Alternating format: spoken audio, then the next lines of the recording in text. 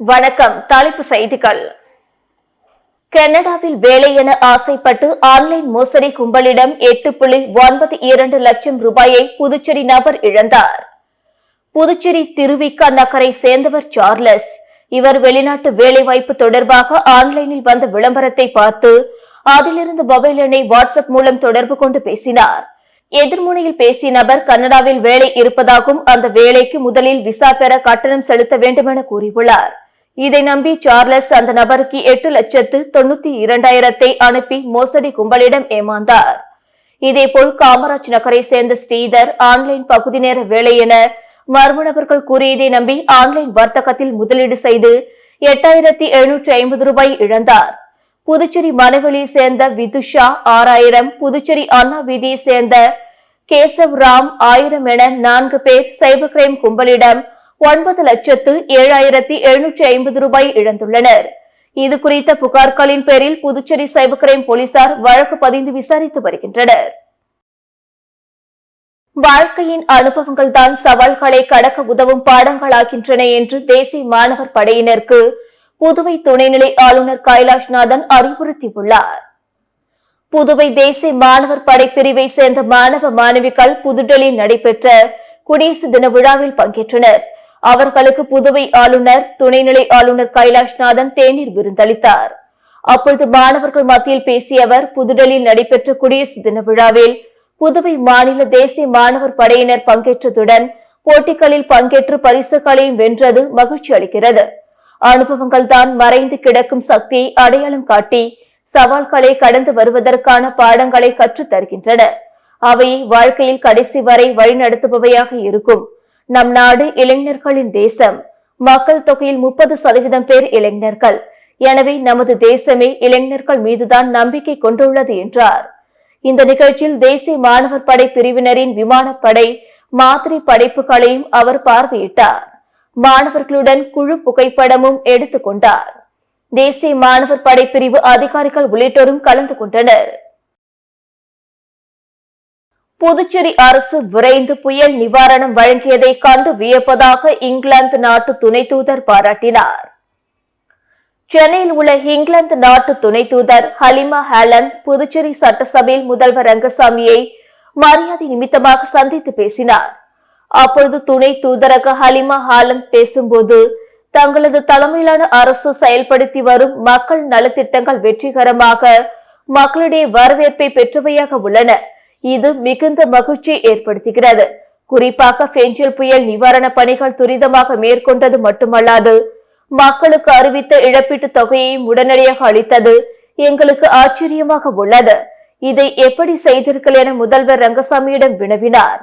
அதற்கு முதல்வர் ரங்கசாமி, எனது அரசு மக்களுக்கான அரசு, சொன்னதை செய்யும் அரசாக உள்ளது. மக்கள் எங்கள் மீது மிகுந்த நம்பிக்கை வைத்துள்ளனர். அதன் காரணமாகவே இது முடிந்தது என்றார். கல்வி, சுகாதாரம் மற்றும் சுற்றுலா போன்ற துறைகளில் புதுச்சேரி சிறந்து விளங்குவதை நாங்கள் அறிவோம். உங்களுடைய மக்கள் பணி மேலும் சிறக்க வாழ்த்துக்கள் என்றார். புதுச்சேரியில் தீயணைப்பு பணிக்கு தேர்வானவர்களுக்கான சான்றிதழ் சரிபார்ப்பு 2 தினங்கள் நடக்கிறது. புதுச்சேரி கோட்ட தீயணைப்பு அதிகாரி இளங்கோ வெளியிட்டுள்ள செய்திக்குறிப்பில், புதுச்சேரி தீயணைப்பு துறையில் தீயணைப்பாளர், ஓட்டுநர் பணியிடங்களுக்கான தேர்வு நடத்தப்பட்டு 57 தீயணைப்பாளர், 12 டிரைவர்கள் தேர்வு செய்யப்பட்டனர். அவர்களுக்கான சான்றிதழ்கள் சரிபார்ப்பு புதுச்சேரி லாஸ்பேட்டை வீட்டு வசதி வாரிய வளாகத்தில் உள்ள கோட்ட தீயணைப்பு அதிகாரி அலுவலகத்தில் வரும் 10, 11ஆம் தேதிகளில் நடக்கிறது. அதில் தேர்வானவர்கள் தங்களது அசல் சான்றிதழ்களுடன் வர வேண்டும். நிர்ணயிக்கப்பட்ட தேதி உரிய நேரத்தில் சான்றிதழ் சரிபார்ப்புக்கு வர தவறினால் தேர்வு ரத்து செய்யப்பட்டதாக கருதப்படும் என குறிப்பிடப்பட்டுள்ளது. மருத்துவமனை நோயாளி கவனிப்பு படி வழங்காத புதுச்சேரி அரசை கண்டித்து ஓய்வு பெற்ற சுகாதாரத்துறை ஊழியர்கள் கிழிந்த துணியுடன் துணி மூட்டைகளை சுமந்து பிச்சை எடுத்து நூதன போராட்டத்தில் ஈடுபட்டதால் அரசு மருத்துவமனை முன்பு பரபரப்பு நிலவியது. புதுச்சேரி சுகாதாரத்துறையில் பணிபுரிந்த ஊழியர்கள் சுமார் 500க்கும் மேற்பட்டோர் கடந்த 2 ஆண்டு பணி ஓய்வு பெற்றனர். இவர்களுக்கு பணியின் போது வழங்கப்பட வேண்டிய மருத்துவமனை நோயாளி கவனிப்பு படி வழங்கப்படவில்லை.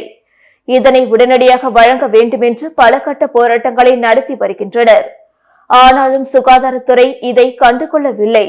மேலும் 7வது ஊதியக்குழு பரிந்துரைப்படி ஓய்வு பெற்ற சுகாதாரத்துறை ஊழியர்களுக்கு மருத்துவமனை நோயாளி கவனிப்புப்படி உடனடியாக வழங்க வேண்டும் என்று கடந்த 2019ஆம் ஆண்டு மத்திய அரசு ஆணையிட்டது.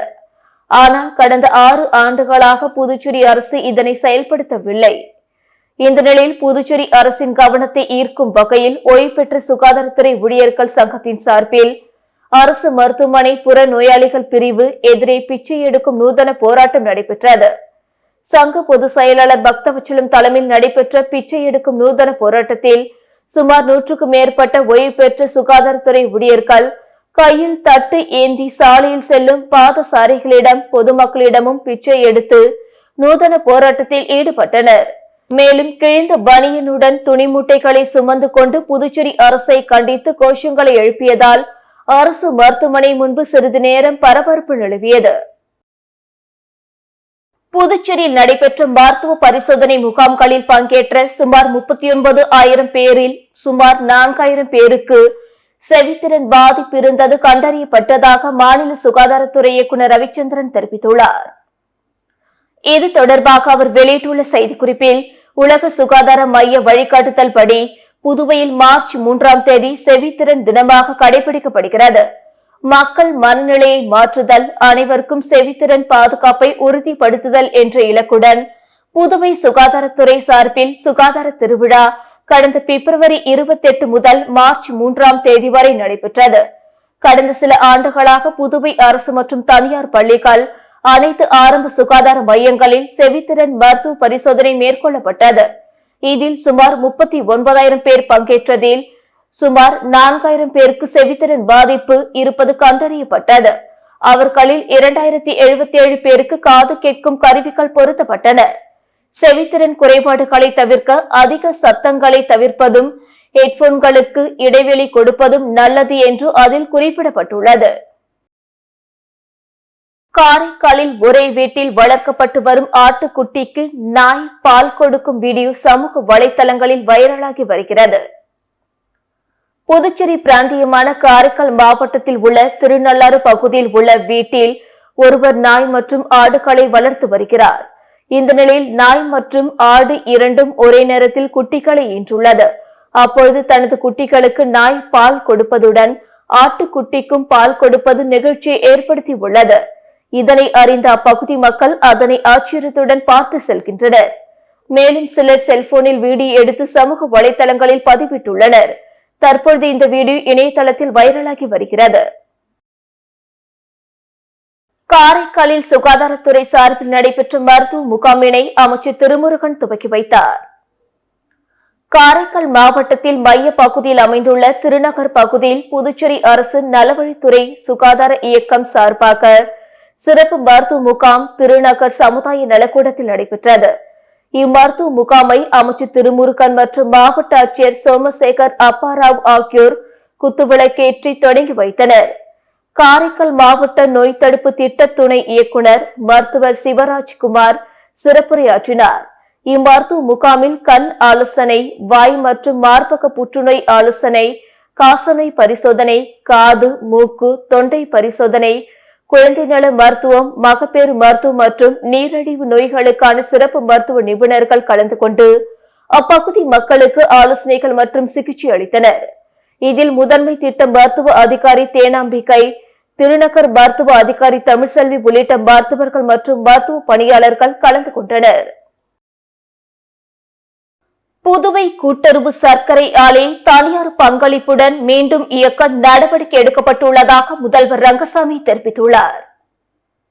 புதுவை கூட்டுறவுத்துறையில் புதிதாக தேர்வான இளநிலை கூட்டுறவு ஆய்வாளர்கள் 31 பேர் மற்றும் பான்லவில் கருணை அடிப்படையில் 6 பேருக்கு பணி என மொத்தம் 37 பேருக்கான பணி நியமன உத்தரவுகளை வழங்குதல், 6 மகளிர் சுய உதவி குழுக்களை சேர்ந்த 70 பேருக்கு ரூபாய் 83.50 லட்சம் கடனுதவி உள்ளிட்டவை வழங்கும் நிகழ்ச்சி கருவடிக்குப்பம் காமராஜர் மணிமண்டபத்தில் நடைபெற்றது.